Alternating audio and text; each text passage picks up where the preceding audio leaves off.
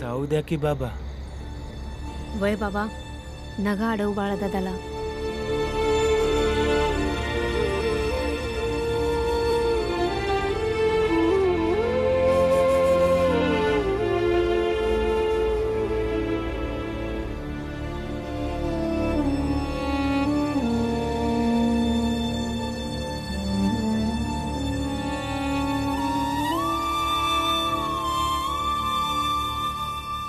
सांभाळून जा.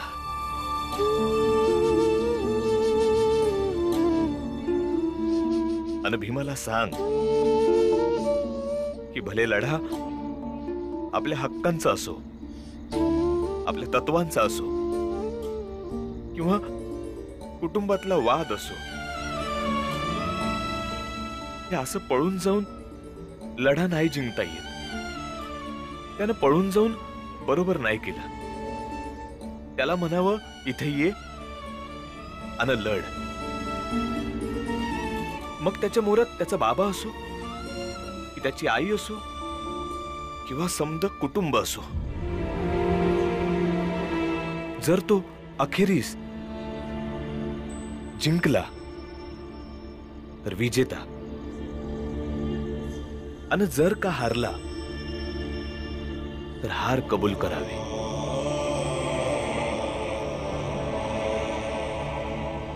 जा, सौताची काळजी घे.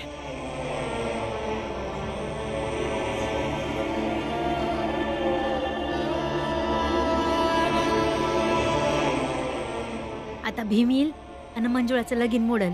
वय ना बाबा. चल निजूया आता. आणि हा, ही गोष्ट कुणाला बी सांगू नगस.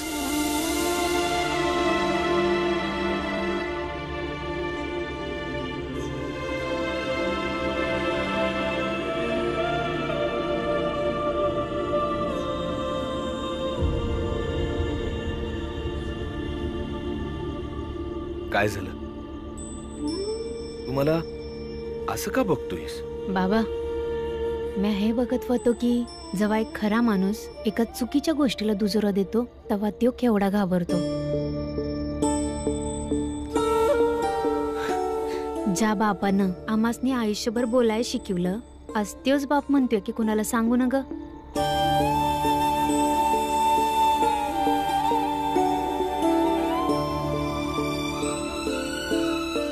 बस,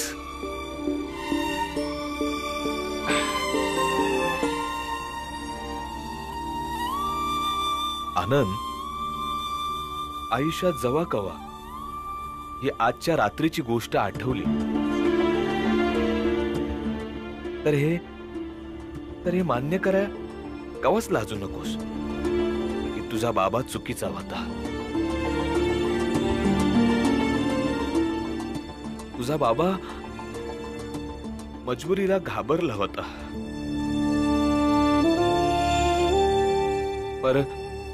पर तू याला तुझ्या आयुष्यात खुणगाट बांधून ठेव,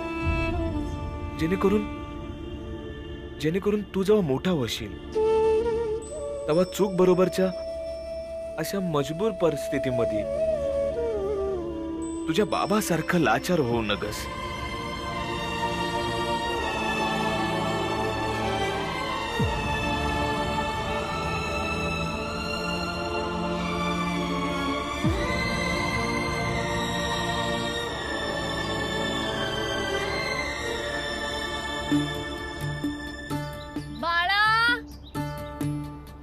बाळा कुठं गेला? बाळा गेला कुठं सकाळ सकाळ? काय झालं आई? बाहेर आहेस का? बाळा कुठे आहे? सकाळपासून दिसत नाही तो परत पळून तर नाही गेला ना?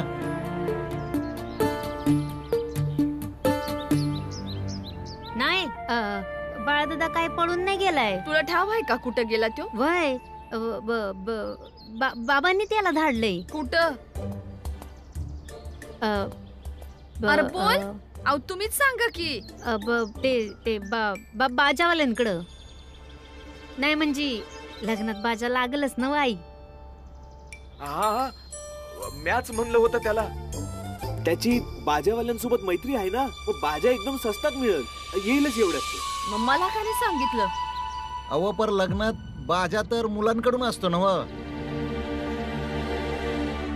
हा पर वरात सोडून बाकीची बी ईदी असतात ना जिथं बाजा वाजवा लागतो या.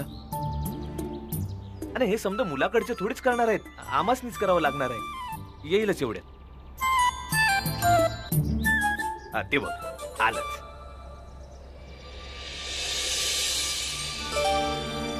कुठं गेला होतास? मला सांगून जाता येत नाही का?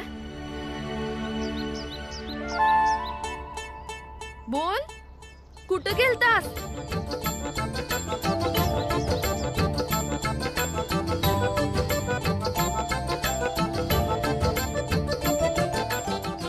लगीन बाजा. हा ते मी बाजावाल्याकडे गेलो होतो, स्वस्तात ठरविला. आनंद इकडून इशारा केला होता.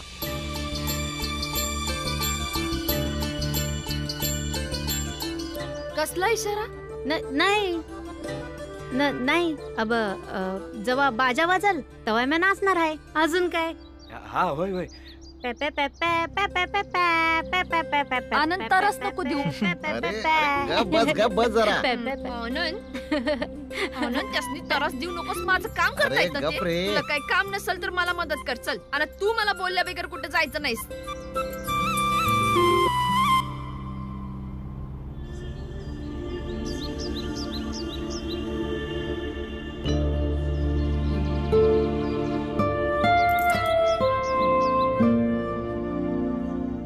अरे अहो मालक, काही बुट चपला घेता का? यो माझा धाकटा मुलगा, त्याचं लगीन आहे. आता तुम्हाला माहित असेलच की लग्नामध्ये किती खर्च होतो. तुम्ही आम्हाला मदत केली तरच आम्ही मुलाचं लगीन करू शकू ना. धंदा कसं करावाचं ते बाबांकडूनच शिकायचं. समद्या गोष्टींना कसं धंद्याशी जोडून टाकतात. खाजगी गोष्टींपासून कसा नफा मिळवायचा ते बघून घे. बघ तू. धन्यवाद.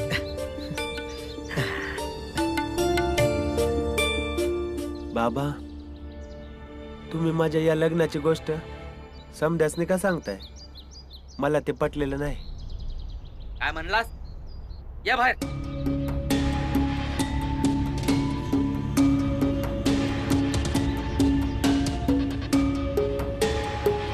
बोल. बाबा, लगीन म्हणजे एक खाजगी बाब आहे आणि तुम्ही तर आणि मी म्हणजे काय? बाप आहे तुझा. जे म्हणीन ते करावं लागल. जसं म्हणीन तसं करशील. बोल. हा होय. जा गपगुमान काम कर.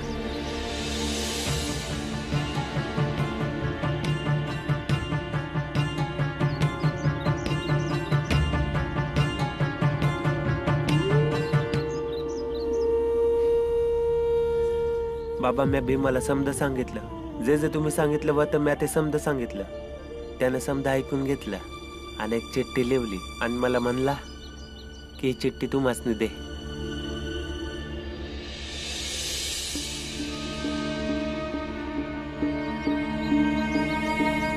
बाबा तुमचं बरोबर होतं. जगातलं कुठलं बी लढा पळून जिंकता नाहीये. आणि मला पळून जायचं नव्हतं बाबा. माझ्या समद्या गोष्टींवर आई भलेही नाराज हो, पर आज पतूर आई मला दुजोरा देत आली. पर या टायमाला मला चुकीचं ठरवत होती आणि तुम्ही तिथंच होता. पर काय बोलू नाही शकला.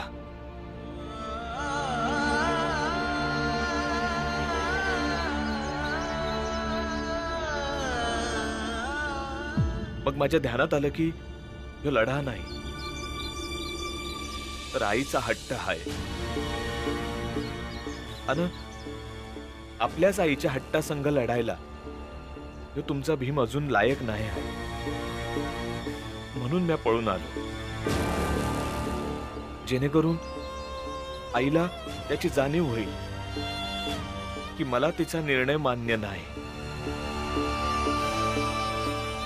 मला अजूनही आठवते बाबा. आज पतूर आई नाराज होऊन फक्त आई सगळ्यांपेक्षा 1.5 दिवसच नाराज राहू शकली होती. याच आशेवर मी इथं हाय की आई माझी नाराजी समजून घेईल आणि हे लगीन मोडल.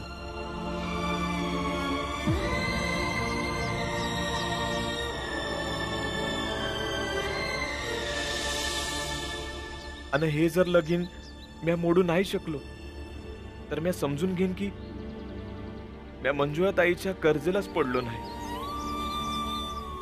पण हे बी खरं आहे बाबा की तसं झालं तर मी कवाच घरला परत येणार नाही.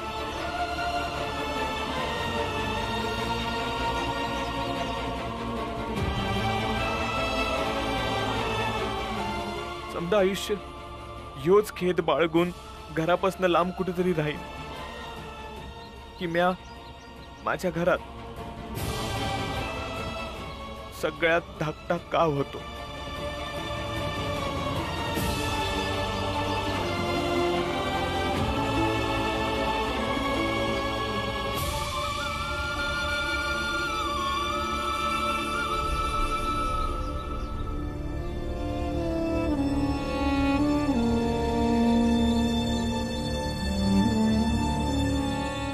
भीम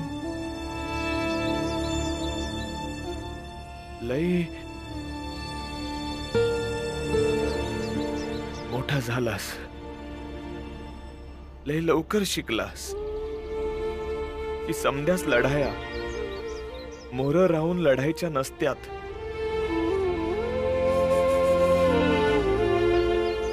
ही गोष्ट तू समजलायस पर म्या नाही समजू शकलो की भीमाबाईच्या मोर राहून तू जितका विरोध करू शकला असतास तेवढा विरोध लांब राहून करतोयस. मंजुळाचं लगीन करणं तू बिकट करून टाकलंयस.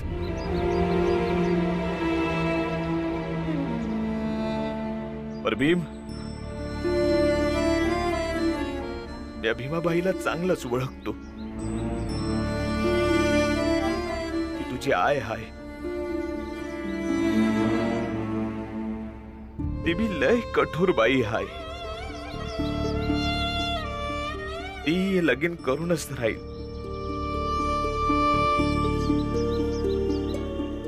पर माझी अशी इच्छा नाही की तुझ्यामुळं तुझ्या आईला समाजानं चुकीचं ठरवावं. त्यामुळे भीम आता तुला मला इकडे आणावंच लागल. मी तो पतूर परत येणार नाही जो पतूर तुला म्या घरला घेऊन येत नाही.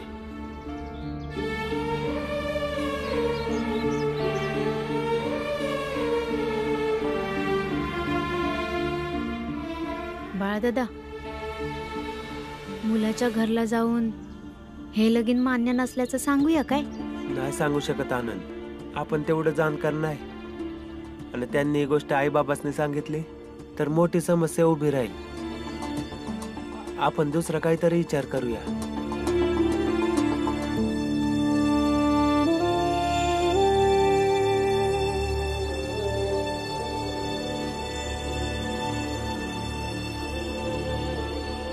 आई, मी इथं अभ्यास करीन. इकडं माझी पुस्तकं ठेवीन आणि इथं मी बसन.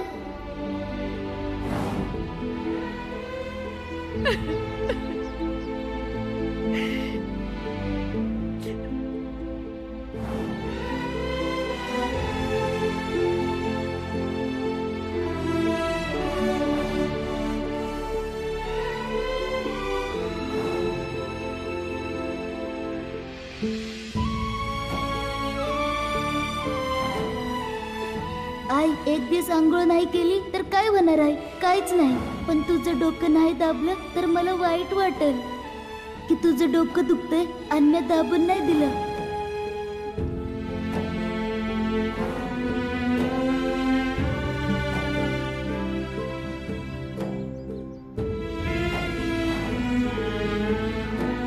अरे भीम, बास कर. अन किती तयार करणार आहे मंजुळाला? मंजुळा ताई शाळेला जात आहे आणि शाळेला तयार होऊन जायचं असतं. आणि हे जर लगीन म्या मोडू नाही शकलो तर म्या समजून घेईन की म्या मंजुळा ताईच्या कर्जेलाच पडलो नाही. पण हे बी खरं आहे बाबा की तसं झालं तर म्या कवाच घरला परत येणार नाही. भीमा, माझं दुःख तुला कळालं असतं तर बरं झालं असतं.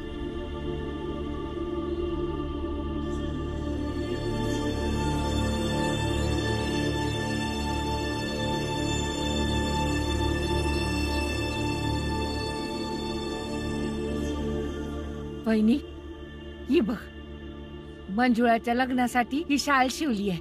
कशी आहे?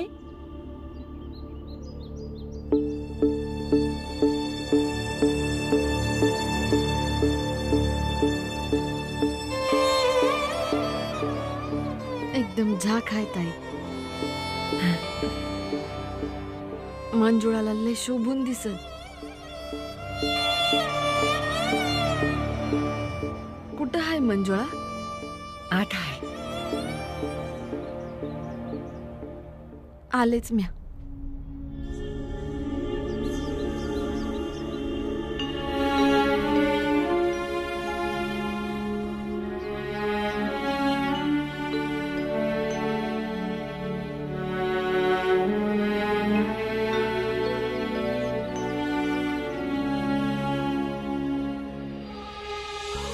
मंजुळा, ये इकडे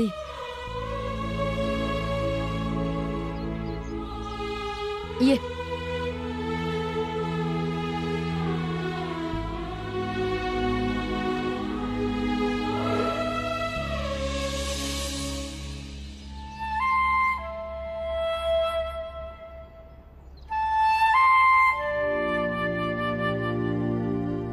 बघ किती गोड दिसतेस ग.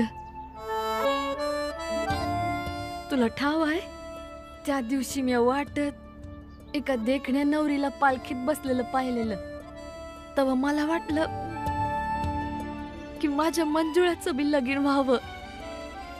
हा, किती सुंदर दिसतेस बघ. बघ ना, माझं सपन खरं ठरणार आहे. या जिथे असताना तुझं लगीन झालेलं बघायचं आहे.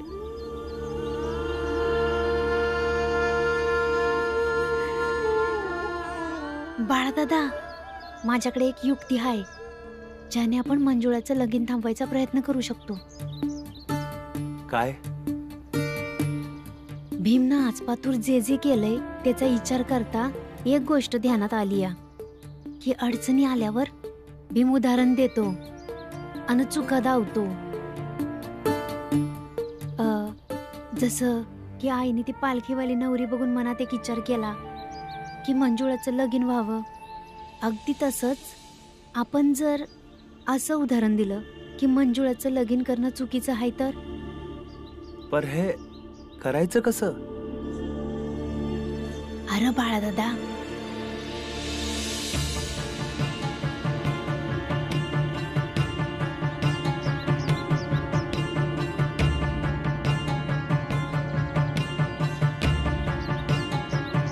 बाळा, एक गोष्ट चांगलीच ध्यानात ठेव. तुझ्या आईसाठी तुझ्या सुखापरी दुसरं काय मोठं नाही. आज कदाचित तुला मी चुकीची वाटत, पर उद्या तू जेव्हा मोठी होशील तेव्हा कदाचित या तुझ्या आईला समजू शकशील. तुझा भाऊ नाही समजू शकणार. भीमा, आनंद, बाळा, ती पोरं आहेत ना. मग तू लेक आहेस माझी. आपल्या आईला समजून घेशील ना ग.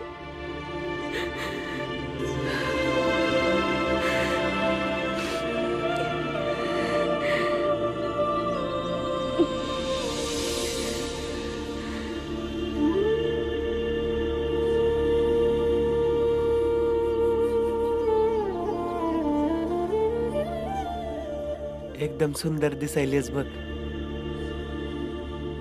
पर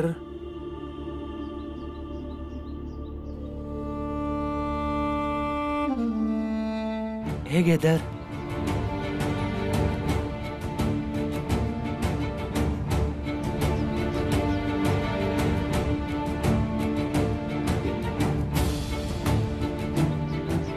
मी भीमला भेटायला गेलतो. तो म्हणला की त्याला त्याच्या ताईला हे असं बघायचं आहे. पुस्तका संग. आणि हे तेव्हा शक्य हाय जेव्हा हे लगीन मोडल. मंजुळा, मी भीम एवढा हुशार तर नाही आहे, पर भीम संग राहून जेवढा शिकलोय त्याचा वापर करून म्या तुला वचन देतो की आम्ही दोघं भाऊ मिळून तुझं लगीन मोडण्यासाठी जमल तेवढी खटपट करू.